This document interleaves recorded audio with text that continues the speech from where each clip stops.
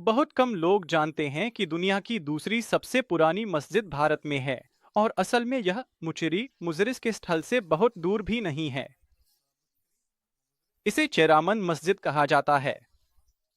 यह मस्जिद उस समय बनाई गई थी जब पैगंबर अभी जीवित थे, बल्कि उस समय से भी पहले जब उन्होंने मक्का पर विजय प्राप्त की थी। वो उस समय अभी मदीना में ही थे और बहुत संभव है कि जिन्होंने यह मस्जिद बनाई वे व्यापारी पैगंबर को व्यक्तिगत रूप से जानते भी रहे हों। तो यह वाकई हैरान करने वाली बात है कि भारत में दुनिया की सबसे पुरानी मस्जिदों में से एक यानी दूसरी सबसे पुरानी मस्जिद है।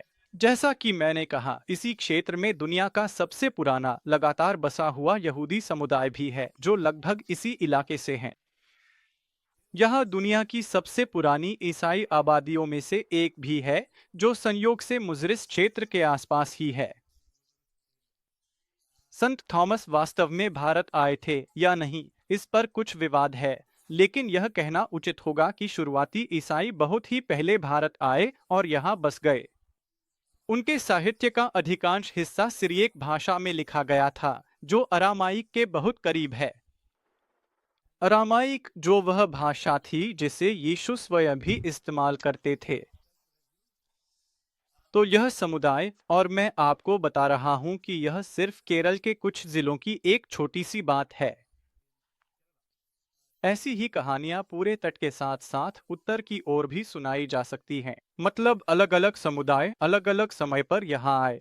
बिल्कुल, जो दूसरी प्रसिद्ध समुदाय यहाँ आकर बसी वे जरथुस्त्री या पारसी थे, और भी कई ऐसे समुदाय थे। तो यही वजह है कि यहाँ इतना अधिक व्यापार होता था। इन प्राचीन समुदायों की भारत में अपनी छाप थी। और जब इन समुदायों में से कई अपने मूल स्थानों पर समाप्त हो गए, तो भारत ने किसी तरह उनकी यादों को संजोए रखा।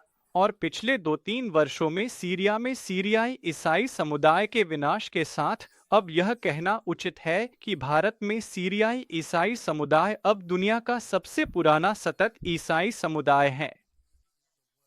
तो यह वाकई एक अद्भुत इतिहास है जिसे संजोए रखना अपने आप में खास बात है।